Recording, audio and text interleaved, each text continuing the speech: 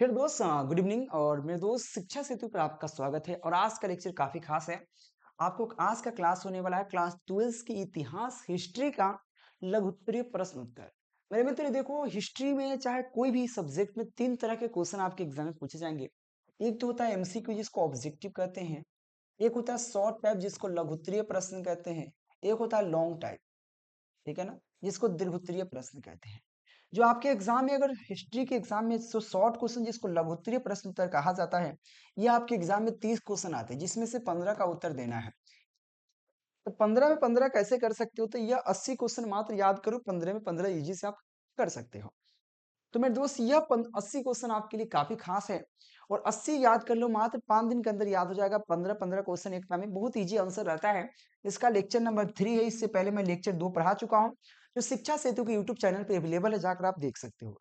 या ये सब का पीडीएफ आप नोट्स प्राप्त कर सकते हो, दिए गए नंबर है, कांटेक्ट कर सकते हो, नीचे आपको नंबर दिख रहा है। क्वेश्चन आपसे पूछा गया 21 नंबर क्वेश्चन है, क्योंकि 20 क्वेश्चन ऑलरेडी मैं पढ़ा चुका हूँ। क्वेश्चन है यहाँ पे, क्वेश्चन है अयंगार व्यवस्था के विषय में। देखो, अयंगार इस प्रकार से कभी कभी लिखा मिलेगा, अयंगर, ठीक है ना, अयंगर या अयंगार, या अयंगर व्यवस्था पर एक विषय पर एक संक्षिप्त टिप्पणी लिखना है। अयंगर व्यवस्था क्या था? यह क्वेश्चन 2009, 19 और 2021 के एग्जाम में पूछा गया, ध्यान रखिएगा। तो देखो, अयंगर व्यवस्था के अंतर्गत एक स्वतंत्र इकाई के रूप में प्रत्येक गांव को संगठित किया जाता था। मतलब देखो, अयंगर व्यवस्था था, इसमें प्रत्येक गांव को, यानी कि अयंगर व्यवस्था के अंतर्गत एक स्वतंत्र इकाई के रूप में, मतलब एक स्वतंत्र इकाई के रूप में प्रत्येक गांव को संगठित किया जाता था। मतलब उसमें 10, 12, 15 गांव को एकत्रित करके एक संगठन बनाया जाता था। तो प्रत्येक गांव को जब संगठित किया जाता था, और इस ग्रामीण शासकीय इकाई पर शासन के लिए 12 व्यक्तियों का समूह नियुक्त किया जाता। इसे हम लोग क्या कहते हैं? एम्पायर व्यवस्था। मेरे दोस्तों, बहुत सारे जब गांवों को, ठीक है ना, एम्पायर व्यवस्था के अंतर्गत एक स्वतंत्र इकाई के रूप में प्रत्येक गांव को, यानी कि प्रत्येक गांव को संगठित किया जाता था। बहुत सारे गांव को संगठित करके उसमें से 12 व्यक्ति, कितने मध्य, 12 व्यक्तियों का एक संगठन, एक समूह बनाया जाता था, जो इसके लिए उस गांव की रक्षा व्यवस्था में काम करेगा, ठीक है ना। व्यक्ति का समूह बनाया, नियुक्त किया जाता था, उसे हम लोग क्या कहते हैं? उसे हम एम्पायर व्यवस्था कहते थे। ये पहले के जमाना में होता था, अभी नहीं, ठीक है ना। ये एम्पायर व्यवस्था है, तो आप समझ सकते हो एम्पायर व्यवस्था क्या है। एम्पायर व्यवस्था क्या है? एक प्रकार की स्वतंत्र इकाई है, जो प्रत्येक गांवों को, व्यक्तियों को इकट्ठा करके उसमें से 12 व्यक्तियों का एक समूह नियुक्त किया जाता था। इसे एम्पायर व्यवस्था कहते हैं। अगला क्वेश्चन है, हड़प्पा सभ्यता के पतन के मुख्य कारण क्या थे? तो हड़प्पा सभ्यता के पतन के बहुत सारे कारण हैं। ये क्वेश्चन 2010, 12, 18, 19 और 20 के एग्जाम में पूछा गया है।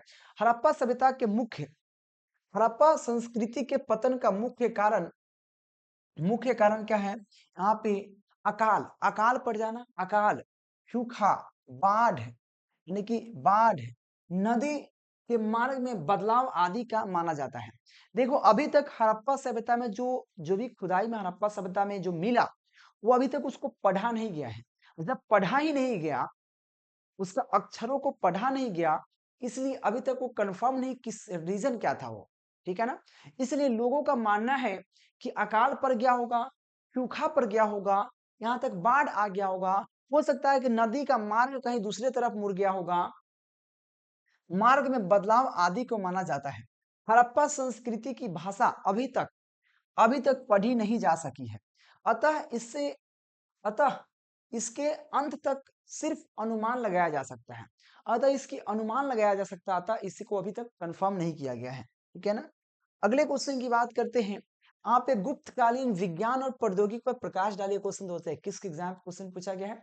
गुप्तकालीन विज्ञान पर क्या है? देखो, गुप्तकालीन प्रौद्योगिकी और विज्ञान क्या था? आज हम विज्ञान पढ़ रहे हैं, पहले के जमाना में विज्ञान था, ऐसा नहीं कि आज पढ़ रहे हो आप लोग। याद रखना, गुप्त काल में खगोल शास्त्र, गणित और चिकित्सा शास्त्र का विकास जोरों शोरों से हुआ। विकास अपने चरमो उत्कर्ष पर था, मतलब काफी विकसित हो रहा था। कौन मेरे दोस्त?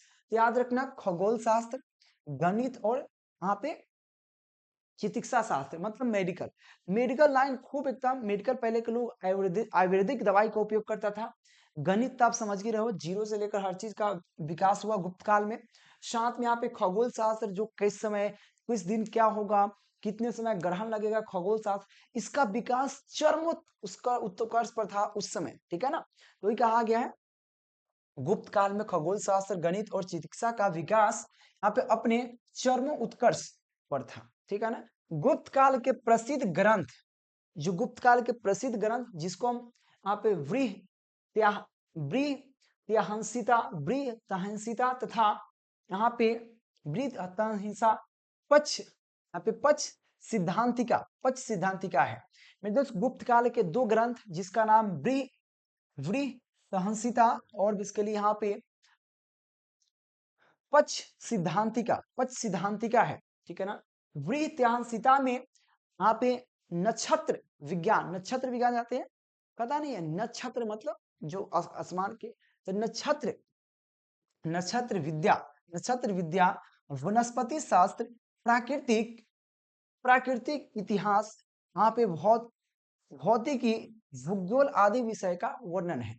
किसमें, तो याद रखना वहां पे वृहत्तहंसिता में, याद रखना वृहत्तहंसिता में जो है इसके लिए, इसमें क्या है, नक्षत्र विज्ञान, वनस्पति विज्ञान, प्राकृतिक, भौतिकी, इतिहास, भूगोल आदि के विषय में वर्णन है।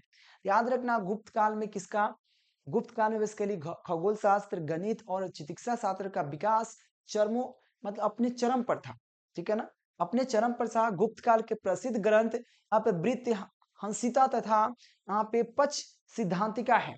तो बृहत्तहंसिता में नक्षत्र विज्ञान, भूगोल विज्ञान, आपको इतिहास, भौतिकी आदि की जानकारी मिलती है, ठीक है ना। आगे चलिए, अगले क्वेश्चन है चंपारण सत्याग्रह का कारण क्या थे। देखो चंपारण सत्याग्रह का मुख्य कारण थे, जब चंपारण के, जो बिहार की बात हो रही है अभी, चंपारण अप्रैल 1917 में महात्मा गांधी जब चंपारण आए, इसमें बहुत सारा कठिनाई हुआ। कैसे पता चला, देखो जब वहां पे जब गांधी जी कहाँ गए थे, तो गांधी जी बेसिकली वहां पे गए थे दक्षिण अफ्रीका। तो दक्षिण अफ्रीका में गए थे, तो वहां पे बहुत बड़ा एक क्रांति कर दिए थे, जिसका नाम सुनकर बिहार के किसानों ने उनका जब सुना, उनका कथा सुना, तो उनको लगा कि उनको बुलाना चाहिए ताकि हमारा सुलझ सके। तो उन्होंने गांधी जी को संदेश भेजा कि आने के लिए हम लोग पर बहुत ज्यादा कठिनाई हो रहा है, हम लोग पर अत्याचार हो रहा है। तो गांधी जी नहीं आए, लेकिन किसी ने उनको सिफारिश किया, तो उन्होंने अप्रैल 1917 को चंपारण में आए। तो चंपारण में नील की खेती करने वाले किसानों पर अत्याचार हो रहा था, अंग्रेजी ठेकेदारों यानी कि जो भी ब्रिटिश के जो ठेकेदार लोग थे उनके द्वारा, ठीक है ना। तो उन पे क्या हुआ, देखिए यहाँ पे क्या लिखा हुआ है, देखो चंपारण सत्याग्रह के यहाँ पे प्रारंभ करने का मुख्य कारण क्या थे। पहला नंबर, चंपारण के नील के खेतों के काम करने वाले किसानों का यूरोपीय नीलहे बहुत यहाँ पे अत्याचार करते थे, मतलब वहां के जो ठेकेदार थे वो नील की खेती करने वाले किसानों पर बहुत अत्याचार करते थे। सेकेंड पॉइंट है कि गांधी जी के दक्षिण अफ्रीका के संघर्षों की कहानी सुनकर चंपारण के कई किसानों ने उन्हें वहां आकर उनकी समस्याओं को सुना एवं उसके हितों के लिए सत्याग्रह शुरू किया। सिंपल है, इस तरह से आप लिख सकते हैं।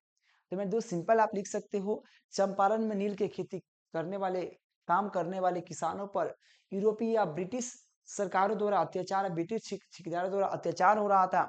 तो गांधी जी के दक्षिण अफ्रीका के संघर्षों की कहानी सुनकर वहां के किसानों ने अपने दुख दर्द को गांधी जी को सुनाया, ताकि गांधी जी आए, फिर नील की खेती के समस्याओं को सुनकर उन्होंने उनको हितों में सत्याग्रह की शुरुआत की, और सत्याग्रह जाकर सफल भी हुआ। आप देख सकते हो 12, 18, 19, 20, 21 और 24 के एग्जाम में पूछा गया है। अगले क्वेश्चन की बात करते हैं, सिंधु घाटी सभ्यता के नगर योजन, यहाँ पे नगर योजना का वर्णन करें। सिंधु घाटी सभ्यता का नगर योजन क्या है, तो सिंधु घाटी सभ्यता अपनी नगर योजन तथा भवन निर्माण कला के लिए प्रसिद्ध था। देखो सिंधु घाटी सभ्यता इसके लिए था अपने नगर योजन, और जैसे को बिल्डिंग के लिए, अभी जाओ गुड़गांव में चल जाओ, नोएडा में चल जाओ, बिल्डिंग देखकर पागल हो जाओ, इतना बड़ा बड़ा बिल्डिंग है, इतना बड़ा बड़ा उसमें बिल्डिंग मिलेंगे, महल मिलेंगे। तो ये कहा गया सिंधु घाटी सभ्यता अपनी नगर योजना एवं भवन निर्माण कला के लिए प्रसिद्ध है। यानी कि भवनों का निर्माण इतना बेहतरीन तरीका है, इतना बढ़िया बढ़िया कला बनाकर करता था ना, गजब, ठीक है ना। सभी बड़े नगर सभी बड़े नगर यहाँ पे सुनिश्चित योजक के आधार पर बने होते थे, लेकिन सभी घर जो है एक क्रम में बने होते थे और एक डिजाइन से बने होते थे। तो ये कहा गया बड़े एवं सभी बड़े नगर एक सुनिश्चित योजक योजना के आधार पर बने होते थे। नगर का अपना अपना अपना अपना दुर्ग था, जिसके शासक वर्ग के लोग रहा करते थे, जिससे शासक वर्ग के लोग रहा करते थे। तो याद रखना, सिंधु घाटी सभ्यता के नगर योजक का वर्णन करें तो सिंधु घाटी सभ्यता अपनी नगर योजक तथा भवन निर्माण कला के लिए प्रसिद्ध था। सभी बड़े नगर सुनिश्चित योजना के आधार पर बनाए जाते थे और उस योजना में और जो भवन निर्माण होता था एवं नगरों के अपने अपने दुर्ग था, जिसमें शासक वर्ग के लोग रहा करते थे। ठीक है, अगले क्वेश्चन देखिएगा जरा। अगले क्वेश्चन आपसे पूछा गया है कि ये तो हो गया। अगले क्वेश्चन है महाजनपद से आप क्या समझते हैं। ये क्वेश्चन 2020 और 2024 के एग्जाम पूछा गया है कि महाजनपद क्या है। मेरे मित्र, आपको बात करें महाजनपद प्राचीन भारत में राज्य एवं प्रशासनिक इकाइयों को कहते थे। समझना, महाजनपद प्राचीन भारत में राज्य एवं प्रशासनिक इकाइयों को कहते थे। ठीक है ना। वे गणतंत्र एवं राजतंत्र के रूप में शामिल थे। क्या थे? गणतंत्र एवं राजतंत्र के रूप में शामिल थे। यहाँ पे उत्तर वैदिक काल में कुछ जनपदों का उल्लेख मिलता है। मेरे दोस्त, जनपद यहाँ पे क्वेश्चन कहा गया है महाजनपद से आप क्या समझते हैं। तो महाजनपद प्राचीन भारत में राज्य तथा प्रशासनिक इकाइयों को कहते थे। वे गणतंत्र एवं राजतंत्र के रूप में शामिल थे। ठीक है ना। उत्तर वैदिक काल में कुछ जनपदों का उल्लेख मिलता है। ठीक है ना। और ये क्वेश्चन 2020 और 2024 के एग्जाम में पूछा गया है। अगले क्वेश्चन है महावीर के उपदेशों का वर्णन करें। महावीर ने कुछ उपदेश दिया है। क्या क्या उपदेश है, तो याद देखो। महावीर के उपदेश एवं सिद्धांत निम्नलिखित है। सत्य बोलना, झूठ ना बोलना, हिंसा न करना, चोरी न करना, यहाँ पे संपत्ति का ग्रहण न करना। ठीक है ना। संपत्ति जो होता है, धन का ग्रहण न करना, इंद्रियों का वश में रखना। जो आपकी इंद्रिया है, जो आपकी इच्छाएं हैं, आपके मुंह है, बोलने की इच्छा है, उसको बस में रखना। कुछ भी फटर फटर मत बोलना। यह भी इसके लिए महावीर का उपदेश है। सत्य बोलना, झूठ ना बोलना, हिंसा ना करना, चोरी ना करना, संपत्ति को ग्रहण ना करना, साथ में इंद्रियों को वश में रखना। यह कुछ है जो आप महावीर के उपदेश का वर्णन कर सकते हैं। अगला क्वेश्चन है बलवन की उपलब्धियां का वर्णन करें। बलवन की उपलब्धियां क्या था। 28 नंबर क्वेश्चन कह रहा है। तो याद रखना, बलवन क्या था। बलवन इल्तुतमिश, क्या कहा। बलवन